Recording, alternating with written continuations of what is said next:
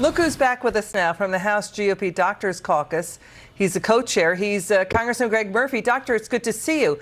So, sir, there's this story coming in. 43 national security experts. Let me give you two of the names. We're talking Robert O'Brien, the former NSA, also Matthew Pottinger. He's a former deputy national security advisor. They signed an open letter slamming news outlets like the New York Times, Time Magazine, and Lancet because their reporters dismiss as just, quote, conspiracy theories the growing evidence from scientists the pandemic likely did leak from a lab in China. What do you make of this story?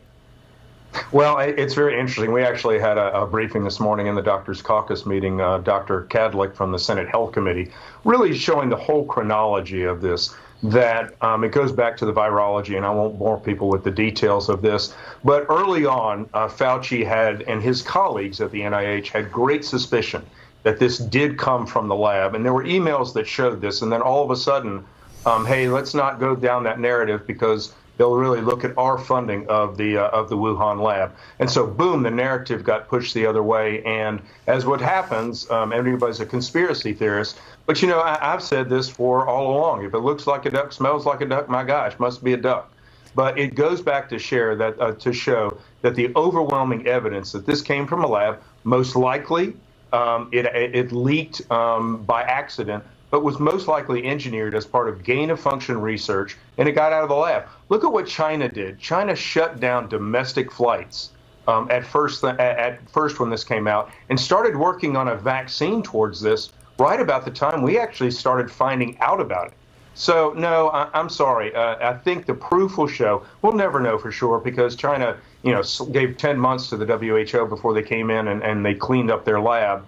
But we'll never know for sure. But by God, scientifically, this really looks like it came out of that lab. It's never been found in nature yet, right? It hasn't been found.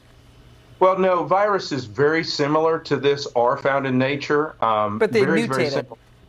Yeah, when you tweak these things a little bit, there's signals and there's certain sequences that are very easily identifiable as not being natural, and this is what we found. Here's a question. The world has been living with bats for millennia, for centuries, and bat coronaviruses. All of a sudden, this jumped out of the blue, and not only jumped, but skyrocketed in infectivity and contagiousness. SARS and MERS trundled along for years, and then it popped.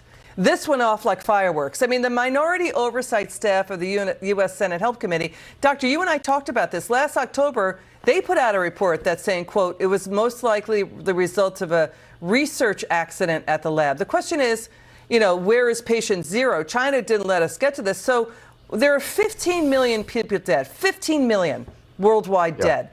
Hundreds, you know, millions dead here in the U.S., 16 trillion in losses for the U.S. alone. So why does Democrats like Jerry Nadler call this stuff, quote, conspiracy theories? Shouldn't we get to the bottom of it? Well, yeah, I can't ever speak for Mr. Nadler. I don't even bear that. This is not conspiracy. This is science. And, you know, remember when Fauci came out and said, I am science? And what this has done, Liz, is this has deteriorated, absolutely deteriorated the respect and the feeling of the country for the Institute of Medicine, what we are as physicians, just because you basically had these liars come out and push a narrative one way or the other that just was not true. You know, Fauci, and you and I have talked about this, if he came out and just said, look, these are what things we know, things we don't know, and was honest with the American people, we would be in a much better understanding position. But for Nadler to poo-poo it, you know, his word is about as good as shift for me. I just don't put much credence in it. Congressman Murphy, thanks for joining us tonight. It's great to see you. All right. You have a nice evening. It's good to see you again. Okay, we've got more.